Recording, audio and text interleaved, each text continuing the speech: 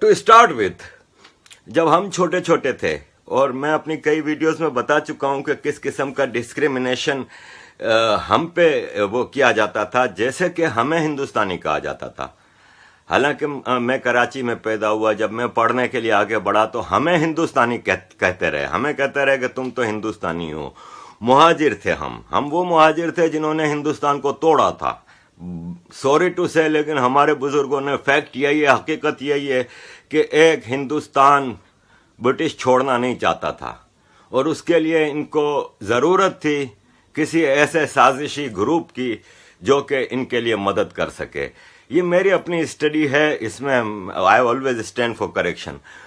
اس میں پھر یہ ہوا کہ برٹش نے جب یہ سوچا کہ اگر ایک ہندوستان چھوڑ کے نکل گئے تو پوٹینشیل انڈیا میں اتنا ہے کہ ساری دنیا کے انویڈرز اس کو لوٹنے آتے رہے، پھر بھی یہ فرسٹ کلاس ماشاءاللہ سے ایک زبردست کنٹری ہے. اگر ہم نے اس کو ایک ملک چھوڑا تو یہ تو یورپ، امریکہ، رشیا، چائنا سب کو پیچھے چھوڑ دیں گے.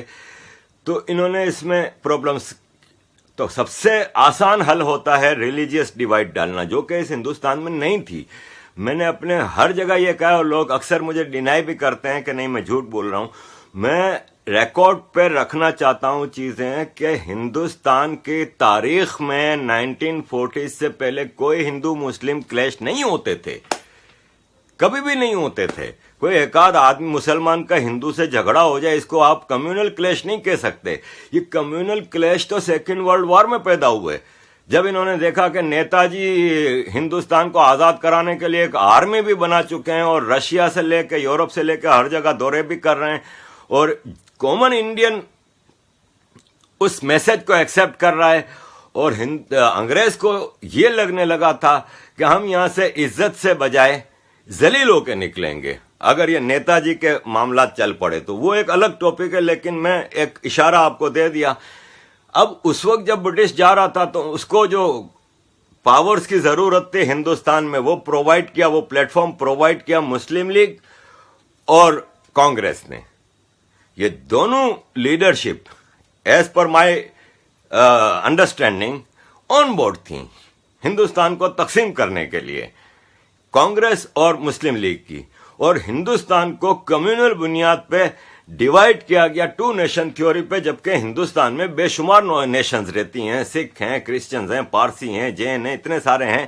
ان سب کو مسلمان سے کوئی مسئلہ نہیں، ہندوستان سے کوئی مسئلہ نہیں، ہندوؤں سے کوئی مسئلہ نہیں.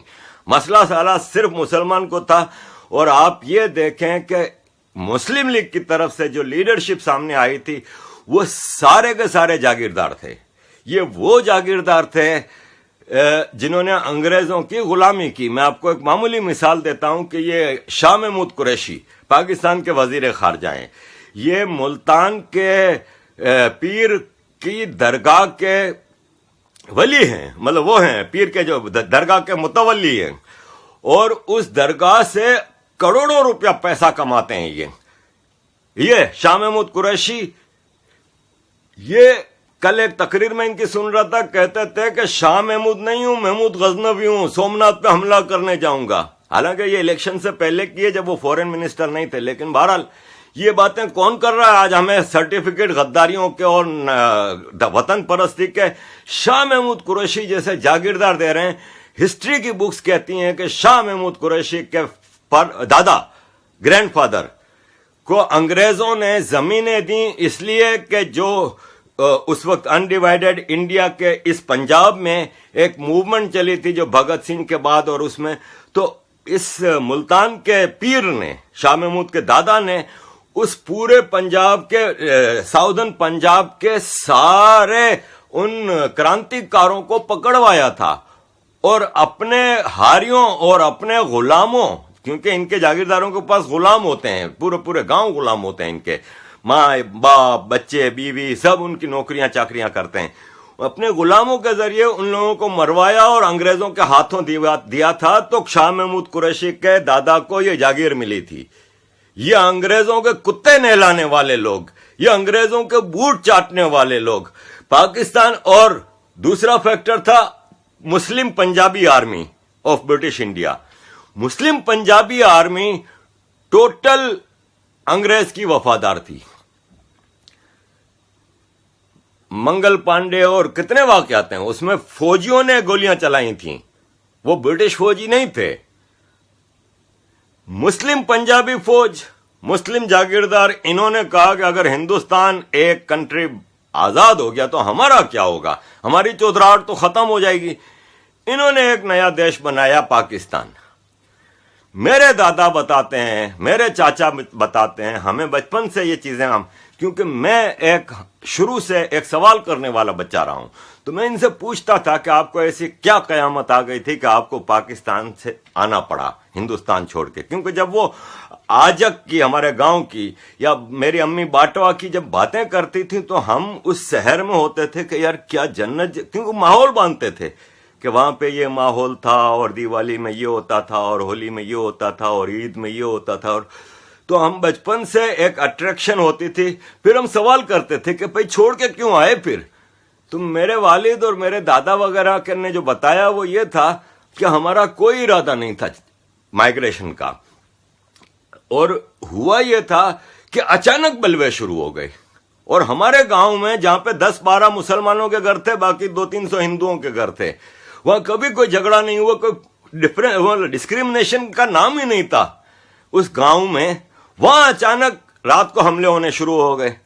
तो हिंदू कम्युनिटी ऑफ हमारे गांव ने हमारे बुजुर्गों को कहा कि ये आज बराबर का गांव लुटा है, परसों वो गांव लुटा था, अब यहां भी किसी वक्त भी रात में हमला हो जाएगा, आप लोग क्या करोगे।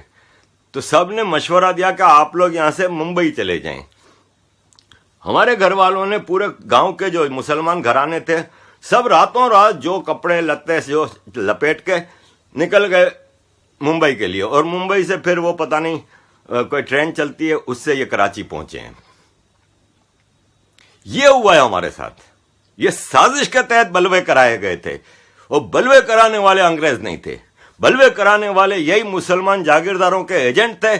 और आप मजे की बात देखें कि पाकिस्तान उस सरजमीन पर बन रहा है जहां पे पाकिस्तान मूवमेंट चली ही नहीं, ना सिंध में चली है, ना बलोचिस्तान में चली है, ना केपीके में चली है। और जिन्होंने मूवमेंट चलाई, अंग्रेजों के जो एजेंट थे मुसलमान, वो वहीं रह गए। जावेद अख्तर के वालिद रह गए उधर, सबा नकवी के वालिद रह गए, वो सब उधर ही रह गए। अबे जब पाकिस्तान बनाया था मुसलमानों के लिए तुम लोगों ने, सारी मूवमेंट यूपी, सीपी, बिहार उधर ही चली है, तो फिर गए क्यों नहीं। तो अंग्रेज की जो ओरिजिनल साजिश थी कि इंडिया को बस ऑक्यूपाइड रखना है अंदर के इनके आपस के झगड़ों में, वो अंग्रेज की साजिश आज तक चल रही है। उसको इंप्लीमेंट कौन करा रहा है, ये अब हमें आपको देखना है। पाकिस्तान के बारे में तो मैं आपको क्लियर बता रहा हूं ना कि पाकिस्तान की आर्मी है और पाकिस्तान के जागीरदार हैं। साजिश की इंतहा देखें कि जिस हिंदुस्तान से पैदा हुए, जिस हिंदुस्तान का नस्लें खाती रहीं, उस हिंदुस्तान से हमें नफरत सिखाते गए। बचपन से हमें हिंदुओं से नफरत सिखाते गए। आज अगर एक शाहिद आफरीदी खड़ा हो के हिंदू बनिए और ये वो कह देता है, तो ये शाहिद आफरीदी की नहीं है, ये हमारी एजुकेशन है। हमारी रग रग में, नस नस में हिंदू और इंडिया की नफरत डाली गई है। और ये जो हिंदुस्तान के मुसलमान भी हैं, बदकिस्मती से ये जब कहते हैं ना कि हिंदुस्तान हमारा देश है, हम हिंदुस्तान से प्यार करते हैं, तो ये झूठ बोल रहे होते हैं। इनको क्लियरली कहना चाहिए कि हम मुसलमान हिंदुस्तान से प्यार करते हैं। ये वो लोग हैं जिन्होंने खिलाफत मूवमेंट को सपोर्ट किया था, मोहम्मद अली जौहर और शौकत अली की खिलाफत मूवमेंट को सपोर्ट किया था। क्या थी खिलाफत मूवमेंट? खिलाफत movement was independent Muslim India under खिलाफा of Istanbul. Clear है, इंडिपेंडेंट मुस्लिम इंडिया की बात हो रही थी। मुसलमान के जहन में यह डाला गया है कि Hindus are born to serve you. यह शुरू से हमारे उसमें डाला जाता है कि ये इक्वल है नहीं। मुझे कल रात को किसी ने इंग्लिश